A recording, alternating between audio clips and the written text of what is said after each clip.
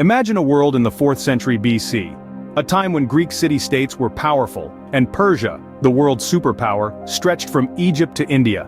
In this era, empires were built and fell, and the foundations of our modern world were being laid.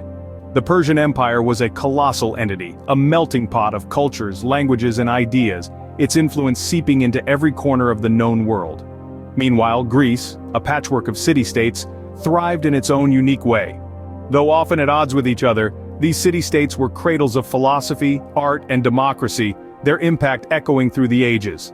Among them, the Kingdom of Macedon emerged as a formidable power under the rule of King Philip II.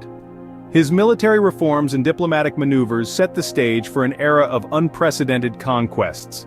Into this world of warriors and philosophers in 356 BC, a boy named Alexander was born, destined to be called the Great. Raised in the rugged mountains of Macedonia, Alexander was tutored by the philosopher Aristotle and instilled with a love for Homer's Iliad. Born in the year 356 BC to King Philip II of Macedonia, Alexander's early life was one of rigorous training and intellectual nourishment. His father's assassination catapulted him to the throne at the tender age of 20.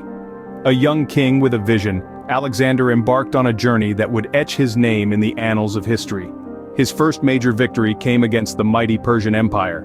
With his tactical genius and fearless spirit, Alexander defeated King Darius III, marking the end of the Persian rule. His victory at the Battle of Gaugamela is still regarded as one of the greatest military achievements. Yet, Alexander's ambitions were far from satisfied. He pushed further east, his eyes set on the vast lands of Egypt and India. In Egypt, he founded the city of Alexandria, a beacon of Hellenistic culture and knowledge. In India, he faced fierce resistance, but his military prowess saw him through. Throughout his campaigns, Alexander envisioned a world united under a common culture. He encouraged marriages between his Greek soldiers and local women, a move that symbolized his dream of an East-West fusion. This vision, however, was not welcomed by all, and Alexander faced challenges from within his own ranks. His campaigns were long and arduous, fraught with adversities. From the scorching deserts of Persia to the monsoons of India, Alexander and his men faced them all. Despite the hardships, Alexander's charisma and leadership kept the morale of his men high. The tale of Alexander is one of ceaseless endeavor and unparalleled bravery. His ambition, his vision, and his military genius set him apart.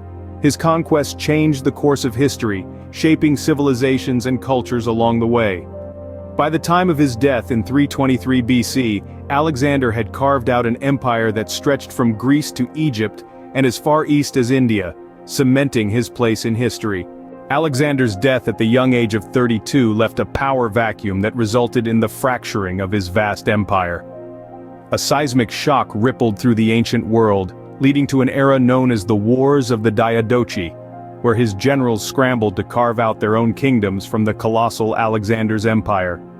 The ripples of Alexander's conquest reshaped the cultural landscape.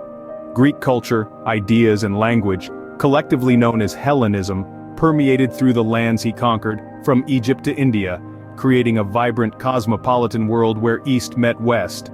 His innovative military strategies, from the use of the phalanx to his daring tactics, have been studied and emulated by future generals, shaping the art of war for centuries to come. Yet, perhaps the most enduring part of Alexander's legacy is the mythic image of him as a legendary conqueror, whose ambition knew no bounds.